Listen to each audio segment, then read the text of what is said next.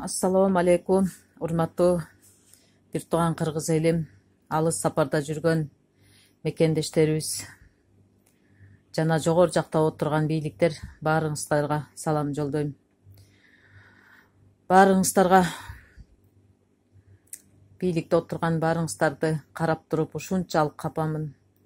Капа болгондуктан жүрөгүм ооруп, каңырыгым түтөп, силерге эмне деп айтышымды дагы билбей калдым.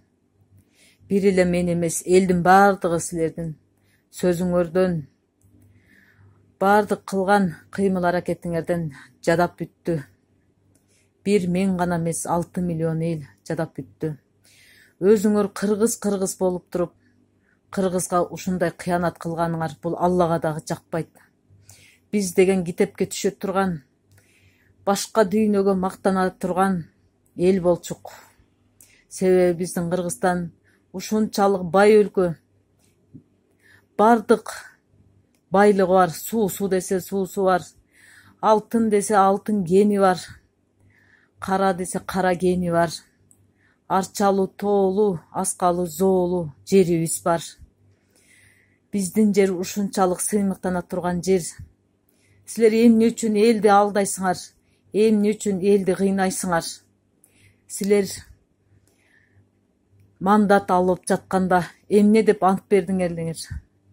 Ошол антыңарды аткарбайсыңарбы, урматтуу жогору жакта отурган бийликтекилер? 20 жылдан бери элди алдап келатасыңар. Болду.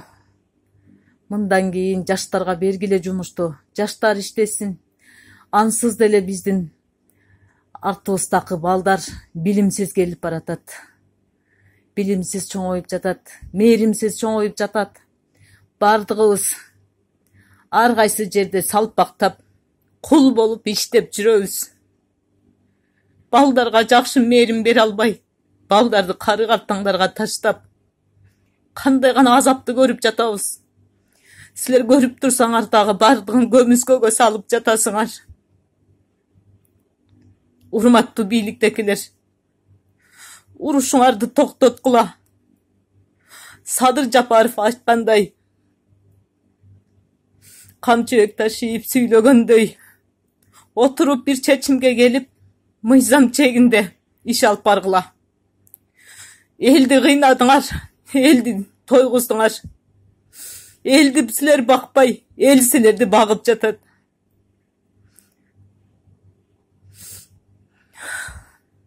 Менин каңырыгым кан түтөп жатат. Ушу болуп жаткан митингге ушунчалык өкүнүп жатам. Бүткүл дүйнөгө шылдың болуп жатабыз. Бир жумадан бери четише албай жатасыңар. Урматтуу президент, сиз качпаңыз. Элдин алдына келип сүйлөңүз. Болду, качпаңыз. 2 президентибиз качып кетти. 3-чүсү камалды. Кайра чыкты ал президентибиз. Сиз качпаңыз. Мен сизге ишенем. Кудайдын алдында жооп бересиз. Кудайдан коркосуз. Билем аны. Урматтуу президент, элдин алдына келиңиз дагы. Элге сөз берип, бир чечимге келиңиздер. Биз чарчадык. Жаштардын баары салпактап, көрүнгөн жерде иштеп жатат. Завод, фабрикаларды бүт баарын саттыңар. Бүгүн кичинекей бала таң атпай, апасына апа качан согуш бүтөт, качан мени паркка алып барасың деп ыйлап басып баратат жолдо. Сиздерден суранам. Бул пикет дегенди, бул уруш дегенди токтоткула. Байлыкка азгырбагыла. Байлыгыңардын бардыгы калат бул дүйнөдө. Тиги дүйнөдөгү азапты тозокту ойлосоңор, Алланын алдына кантип жооп бергенди ойлосоңор, корккула. Алланын аты менен айтам, Кудайдан корккула. Адилеттүүлүк менен иштегиле, урматтуу бийликтер. мандатты креслону ага эч качан таянбагыла. Жаштарды болбогон акча менен ар кандай нерсеге бузбагыла. Силерден суранам. Жаштардын келечегин ойлогула.